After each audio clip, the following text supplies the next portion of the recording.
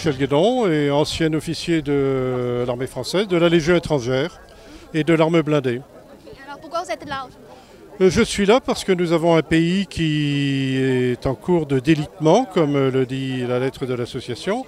Rien ne va, l'industrie est ruinée, l'économie est ruinée et en même temps il n'y a plus aucune force morale. C'est un pays qui part à volo dans toutes les directions. Donc je suis là pour envoyer un signal au gouvernement français, lui dire que les Français ne sont plus d'accord. Vous pensez que les armées peuvent faire quelque chose? Ce n'est pas la tâche des armées pour l'instant de faire quelque chose. On est dans un pays qui a quand même des ressources. Donc pour l'instant, il s'agit avant tout que la population se réveille, que les gens sortent des télévisions subventionnées et se mettent à réfléchir par eux-mêmes. Aujourd'hui, c'est marche de la fierté française, c'est ça? C'est la marche de la fierté française, oui. Vous êtes plus fier en tant que Français? Eh bien, nous sommes fiers d'appartenir à une grande nation qui a un passé historique très important, qui a joué un rôle dans le monde entier. Et nous sommes concernés de voir ce qui se passe actuellement et de voir que notre pays est en train de s'effondrer. Donc nous voulons restaurer la fierté française et la fierté d'être français. D'après vous, c'est quoi la cause profonde de cet effondrement de la France? C'est une mauvaise gouvernance depuis maintenant plus de 40 ans, avec de mauvaises lois et une tromperie de la population, du peuple, qui est emmenée dans des directions qui ne sont pas celles vers lesquelles il désire aller. C'est bientôt les élections présidentielles. Vous allez voter pour qui? Eh bien, je voterai pour le candidat qui parle de la France, c'est-à-dire pour Éric Zemmour. Bonjour, je m'appelle Daniel Perret. Je suis président de la Fédération des OPEX de France, des soldats en opération extérieure. Aujourd'hui, vous êtes là pour? Donc là, aujourd'hui, nous sommes là pour accompagner la marche de la fierté française qui va se dérouler entre la place d'Italie jusqu'à Denfert-Rochereau. Et donc, nous voulons montrer notre attachement à la défense et parler au nom de nos camarades d'active qui ne peuvent pas parler et qui ne peuvent pas écrire. Voilà la mission. C'est une action symbolique selon vous? Une marche? Symbolique. Ah, c'est très symbolique, mais ça a beaucoup de force, puisque nous représentons beaucoup de personnes, beaucoup d'associations, beaucoup d'anciens combattants, non seulement en OPEX aussi, mais ceux qui ont combattu en Algérie, par exemple, j'en vois ici. Et tous ces drapeaux donc, sont des symboles qui nous font penser que la fierté française a besoin d'être défendue. Et pourquoi les Français ne sont plus fiers en tant que Français? Les Français sont fiers de la France, mais ils ont été déçus depuis des années par les pouvoirs politiques en place. Et donc, c'est pour ça qu'en fait, nous manifestons. C'est quoi la cause profonde de ces problèmes, tous ces problèmes de la France? Les problèmes de la France, c'est une défense nationale qui est appauvrie en termes d'effectifs, en termes d'équipement, en termes d'armement.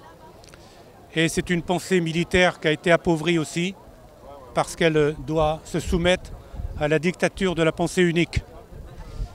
Donc c'est pour ça que nous manifestons et que nous allons donc décrire ce constat-là. D'accord. Et justement pour le peuple français, vous dites qu'il y a beaucoup de Français qui sont endormis pour le moment, c'est ça, hein? Ah, le peuple français, oui, il est endormi parce qu'il a tellement de préoccupations qu'il assaille que, effectivement, et le pouvoir ne nous donne pas beaucoup d'éléments de comparaison et de pédagogie. Donc en fait, ce peuple-là est passif, il a tellement de problèmes personnels à régler que l'objet de la défense lui échappe un petit peu. Bravo! Merci! Bravo!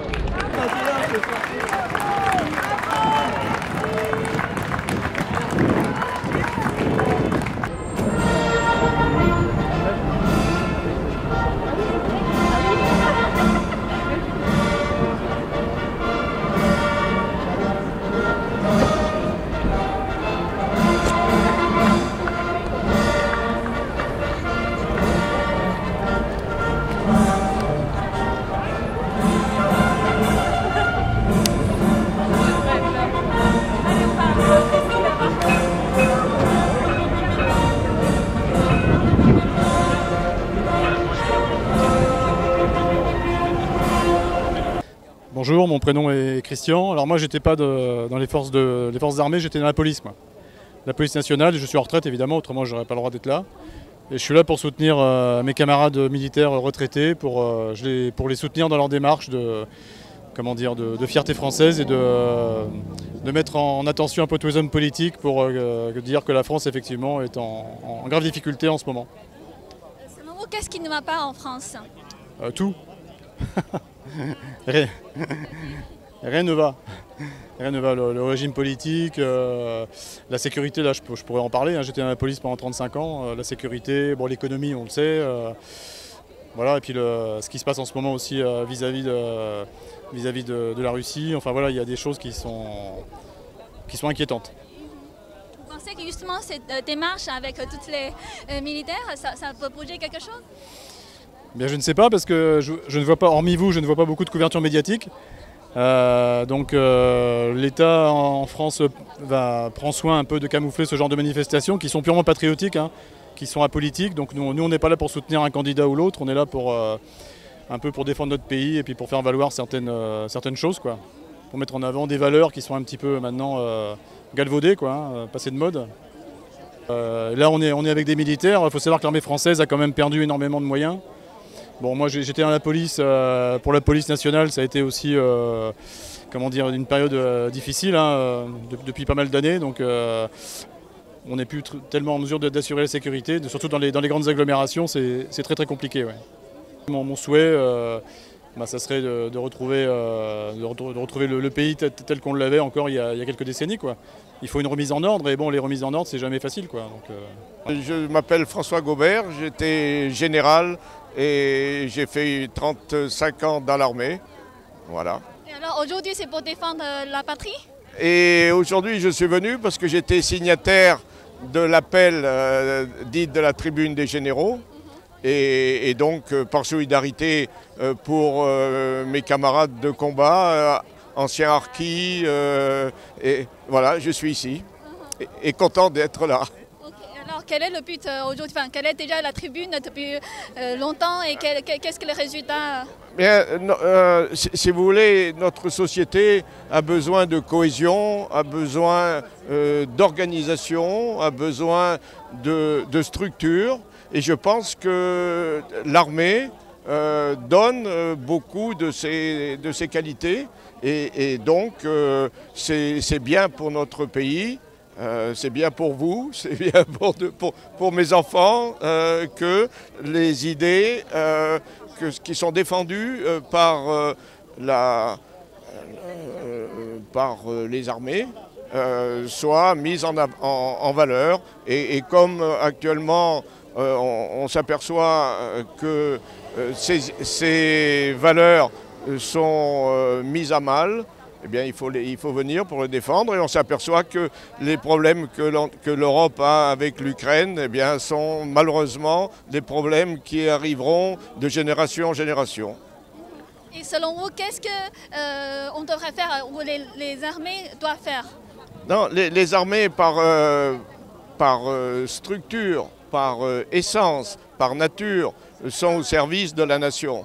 Les armées ne servent pas à un clan contre un autre clan. Les armées sont au service de la nation. Mais de la nation dans ce cas-là d'essentiel, dans ce cas-là qui doit être à tout prix défendu pour être transmis aux générations suivantes.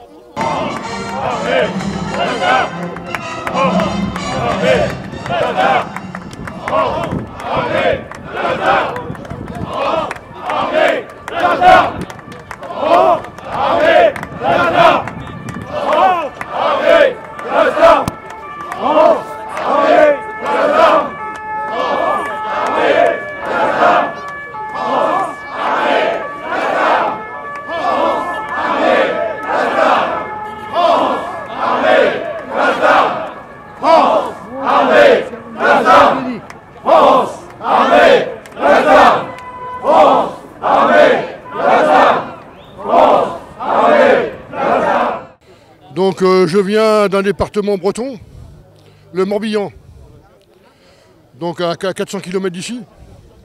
Pourquoi venez de si loin? Alors je suis un ancien militaire, Donc j'ai servi dans l'armée française, alors pendant 40 ans au total. On est là, si vous voulez, dans un but positif, c'est de montrer à la nation qu'elle peut compter sur ses armées, mais aussi sur les retraités de ces armées, de ces réservistes. Bon, ici, il y a aussi des policiers qui sont présents, des policiers qui ne sont plus en activité aussi, quelques-uns. Donc il y a des gens qui ont servi la France, leur pays, durant toute une carrière. Donc ces gens-là doivent continuer à apporter un message, donc un message patriote. Ah, oui, alors je suis le major Bonte, B-O-N-T-E, Alain. Je suis retraité de l'armée de terre et j'appartenais à l'arme de l'infanterie. Et je suis actuellement le trésorier de la Fédération des OPEX de Bretagne, de France. Et là, on est là, comme vous l'avez très certainement expliqué le colonel, pour dire ce que nos camarades d'actifs, parce qu'en France, les armées françaises n'ont pas le droit de s'exprimer. Ils sont tenus par le devoir de réserve, ce qui est important et ce qu'ils doivent respecter. Nous, en revanche, nous sommes retraités et il y a deux formes de devoir de réserve. Il y a le devoir de réserve opérationnel, le combat, et le devoir de réserve sociétal. Alors, le devoir de réserve opérationnel, nous l'imposons parce qu'il est hors de question que notre savoir puisse être pris par des adversaires et porter atteinte à nos camarades qui sont sur le terrain. Donc, le devoir opérationnel, on n'en parle pas. En revanche, le devoir de réserve sociétal, on s'assoit dessus. Et comme nous sommes en France, on peut très bien dire et expliquer au gouvernement ce que nous voulons, parce qu'ils n'ont pas le droit de nous empêcher d'en parler. Qu'est-ce que vous voulez alors? Alors, le but de la manœuvre, c'est que les armées, c'est ce que vous a expliqué probablement le colonel, que les armées soient considérées. Que vous devez savoir et comprendre une chose. En juillet 2017, Macron a humilié le général de Villiers, de son vrai nom, le Joli de Villiers de Saint-Ignon, c'est tout son nom, et il l'a humilié devant tout le monde. Ce faisant, il s'est mis à dos les 4 armées, terre, air, mer et gendarmerie, parce que la gendarmerie est militaire chez nous. Et en même temps, tous les retraités, ce qui fait beaucoup de monde. Et depuis, nous ne lui faisons pas la guerre, mais chaque fois qu'il fait une erreur, nous le lui disons, nous le lui écrivons. Et vous avez là actuellement le colonel qui est avec le calot noir, c'est notre président. Et là, lui, écrit au président de la République, et nous on dit lui mettre un coup de fusil dans les naseaux. Ouais. C'est-à-dire qu'on ne s'interdit rien, on lui dit les choses telles qu'elles sont. Nous restons courtois, mais nous lui disons les choses telles qu'elles sont. Voilà. Et à partir de là, nous voulons absolument que les armées soient considérées, que leur budget soit regonflé, et qu'on puisse... et aussi, on pose la question à tous les candidats actuels à la présidentielle. Même si on sait qu'il va y avoir une fraude électorale, qui va nous annoncer Marine Le Pen et Macron, la même fraude qui a été utilisée pour Trump. Nous le savons. Voilà.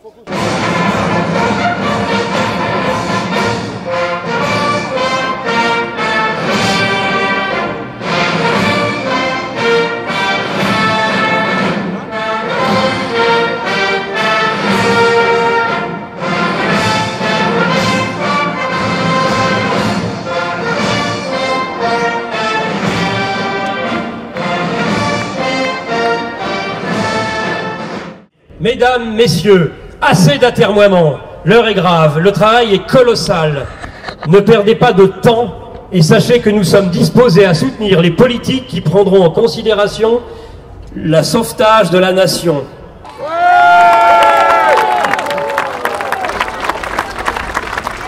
Je suis le capitaine Jean-Pierre Fabre-Bernadac.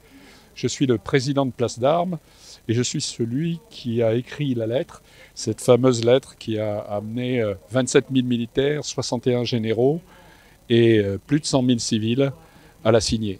Voilà. Quelle est la suite? La suite, c'est que nous attendions une réaction de l'État.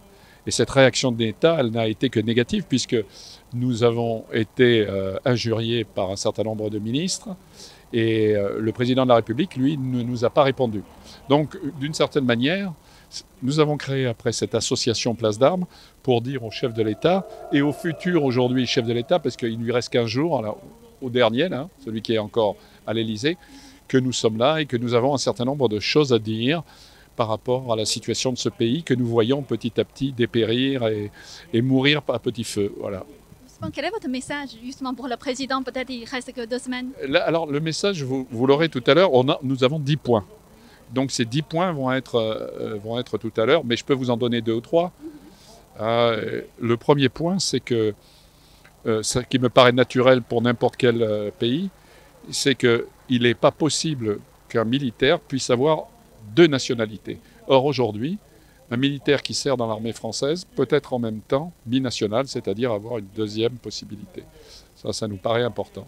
La deuxième chose, c'est que nous voulons que les vétérans, comme nous, puissent avoir leur journée dans laquelle ils seraient à même de défiler. Vous voyez, par exemple, je prends le 11 novembre.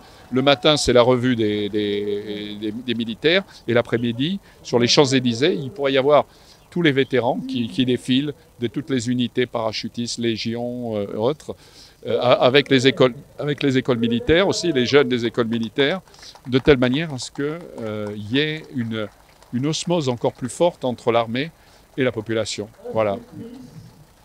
Là, aujourd'hui, c'est le premier, on peut dire, c'est un premier rassemblement, c'est un geste symbolique alors. Oui, c'est le premier, nous en voulons d'autres. Ça s'appelle la marche de la fierté française. Et ce que nous voulons, c'est que chaque année, et j'espère que l'année prochaine, où nous serons plus professionnels, nous pourrons la faire avec beaucoup plus de personnes, de force.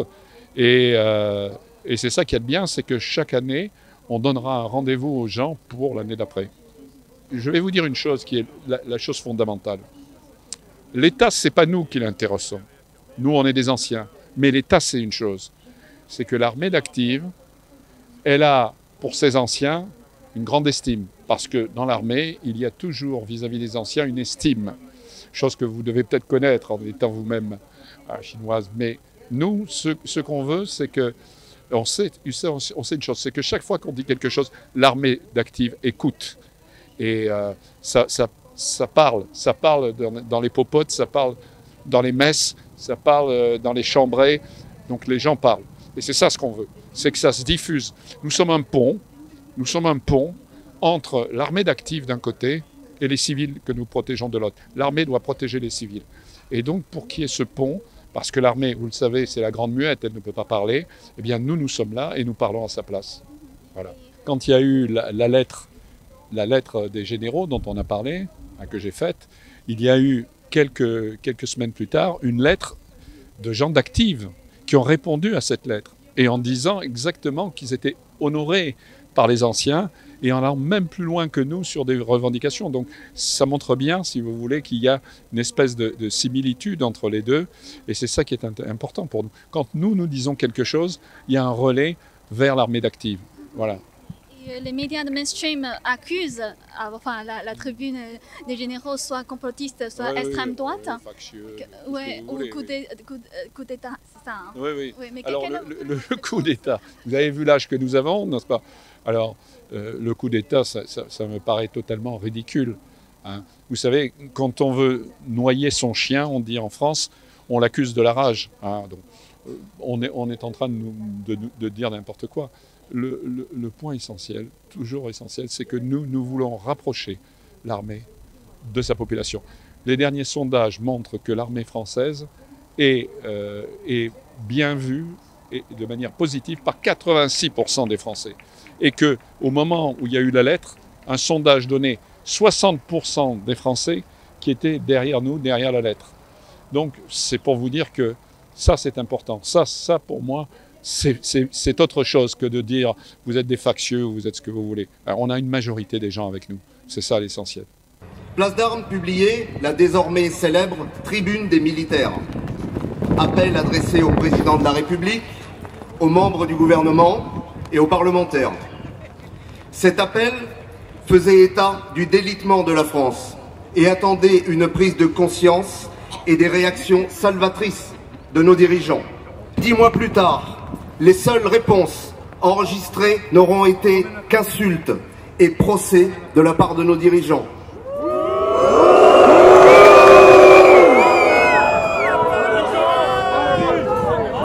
Notre combat reste donc plus que jamais d'actualité.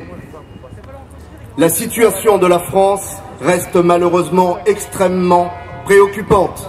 Les violences physiques augmentent en permanence, plus de 21% sur les 3 dernières années. Les frontières demeurent désespérément ouvertes et sans contrôle. L'invasion, immigration-invasion se poursuit inexorablement. Le président de la République doit également être le garant de l'unité nationale. Mais le pays aujourd'hui n'a jamais été aussi fracturé. Des enclaves étrangères s'institutionnalisent un peu partout sur notre sol. Les Français sont montés les uns contre les autres, riches contre pauvres, jeunes contre vieux, vaccinés contre non vaccinés.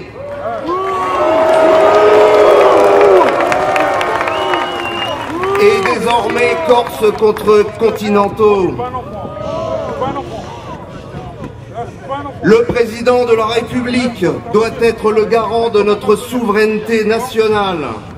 Mais celle-ci est déléguée chaque jour davantage à des institutions étrangères ou internationales. Mais la France est grande et forte. Elle conserve dans son tréfonds une incomparable capacité de résilience. Elle en a fait preuve au cours de toute son histoire, et surtout dans les moments les plus difficiles. C'est cette France-là, celle des soldats et des artistes, des scientifiques et des hommes de foi, des paysans et des ouvriers, des femmes et des hommes qui ont tout donné pour qu'elle devienne le phare de l'humanité. C'est cette France-là que nous entendons célébrer aujourd'hui avec vous.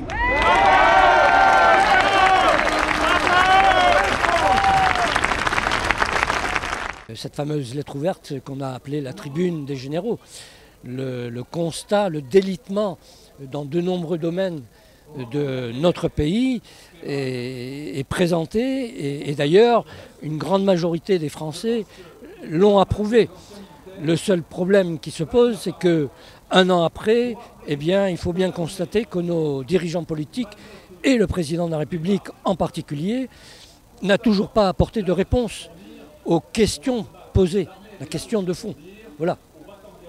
Et moi personnellement, je considère que les décisions qui sont prises, la façon dont les décisions sont prises aujourd'hui dans notre pays, relèvent, je dirais, d'un régime, après tout, autocratique. On reproche à certains d'être des autocrates dans le monde, mais il faut bien reconnaître que quand on voit la gestion qui a été menée dans cette crise sanitaire, par exemple, par nos dirigeants, c'est l'opacité totale, l'utilisation, j'ai dû déjà l'évoquer, ces fameux conseils de défense qui n'ont rien à voir avec la santé. Conseil de défense traite des problèmes de défense. Et je veux bien comprendre que la défense, il y a une certaine confidentialité. Donc ces conseils de défense, le secret est tout à fait justifié. En revanche, sur des problèmes de santé, dans cette gestion de la crise sanitaire, la santé concerne tous les Français. Il n'y avait pas lieu de tenir ces conseils à répétition dans le plus grand secret. Donc les décisions qui en sont sorties, et j'en ai parlé tout à l'heure, sont-elles véritablement celles de nos dirigeants politiques ou ont-elles été influencées justement par ces conseils, ces cabinets de conseil qui ont gangréné le cœur de l'État aujourd'hui? Eh bien, je pose la question, sommes-nous toujours effectivement en démocratie ou en oligarchie derrière ce paravent de la démocratie? Aujourd'hui, il y a vraiment beaucoup de militaires sont réunis. Oui, bien sûr. Quel est votre sentiment pour ça? Eh bien, c'est un peu naturel puisque cette grande marche de la fierté a été lancée par Place d'Armes, qui est à l'origine, je dirais, à l'origine nous avons un certain nombre d'anciens militaires.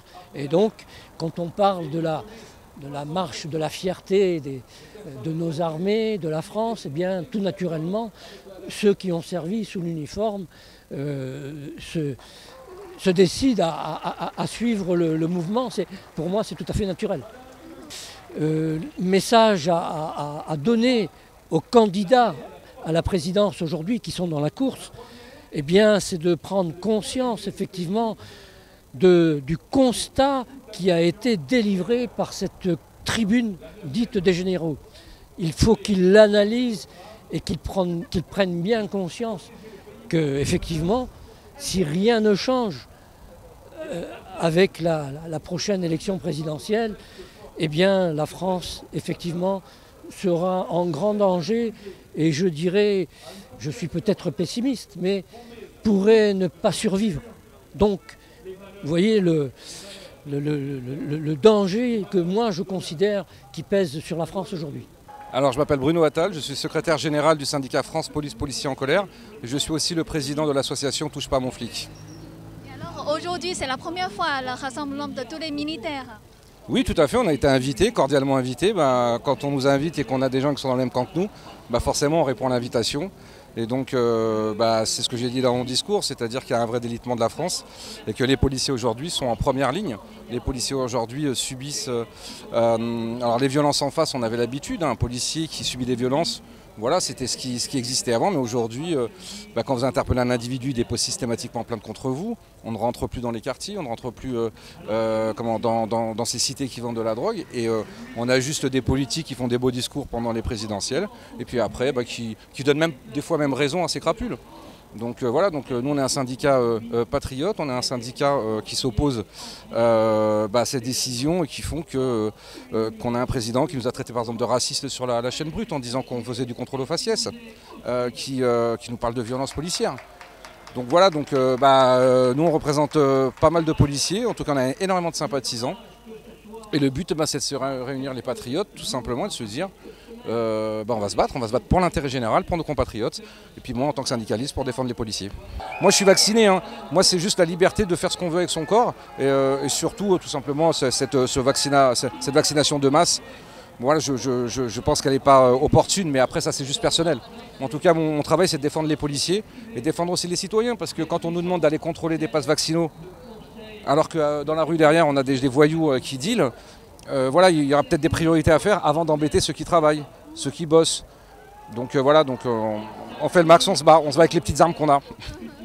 Avec votre connaissance, est-ce que, parce que j'ai entendu, il y a des violences vis-à-vis des manifestants gilets jaunes, est-ce que c'est vrai? Alors il faudrait que vous regardiez sur ma chaîne YouTube Touche pas à mon flic, j'ai fait un débat avec un gilet jaune hier et qui est à la France Insoumise, et je lui explique exactement ce que ce pouvoir a fait pour que la population déteste sa police.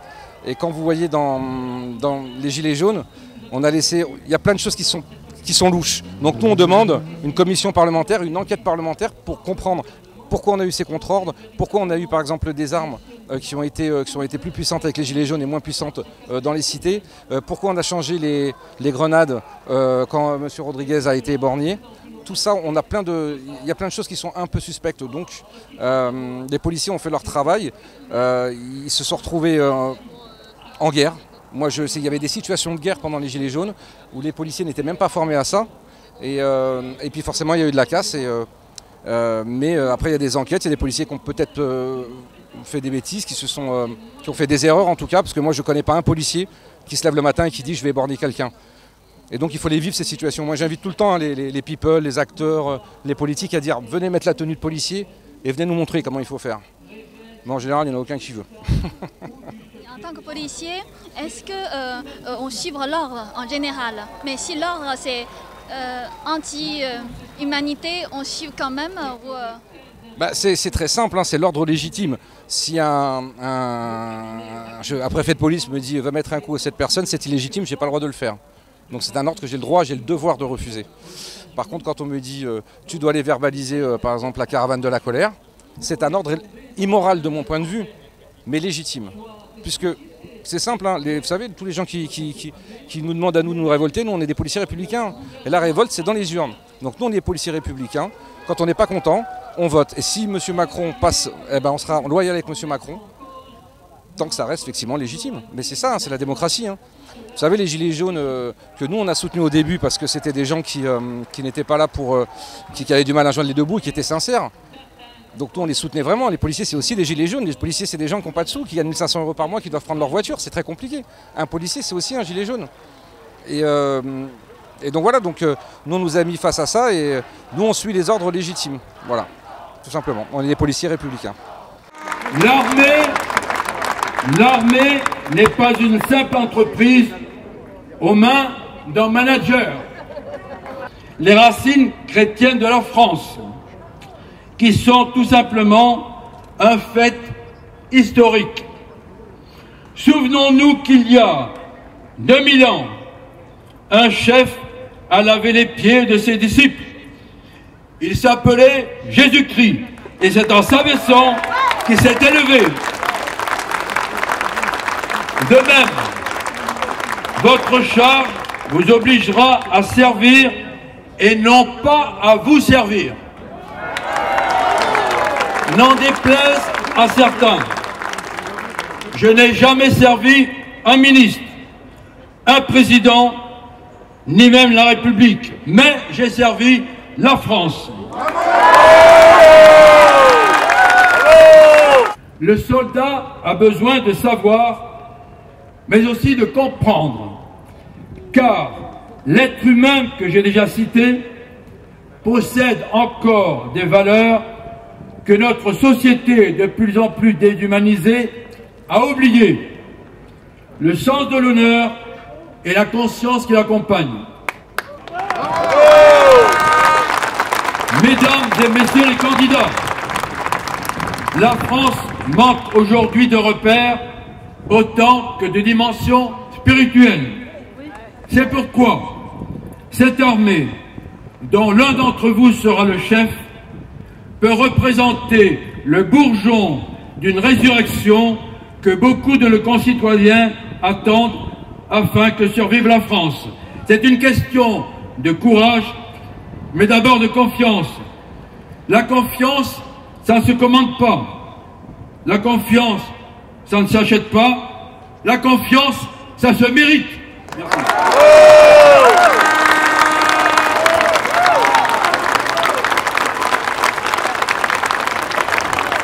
Merci au général Coustou, général d'infanterie.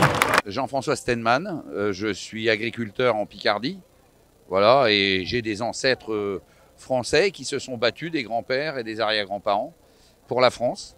Vous voyez les militaires comme ici, ils n'aiment pas les politiques, parce que les politiques c'est des magouilleux. Les militaires sont des gens droits, qui obéissent à des ordres et qui sont droits dans leurs bottes. Les politiques sont des foireux.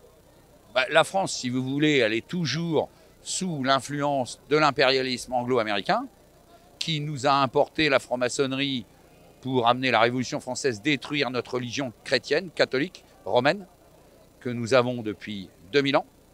Alors peut-être que ces gens-là qui sont au pouvoir se disent chic, ils vont bientôt mourir, ils sont tous vieux. Mais je ne pense pas. On a encore des enfants qu'on éduque d'après nos traditions chrétiennes et on essaye bien parce qu'il n'y a que notre religion et notre Seigneur Jésus-Christ qui pourra nous sauver. Et la rédemption viendra par le Christ, elle viendra par la religion catholique. Et c'est grâce à Dieu qu'on arrivera à s'en sortir.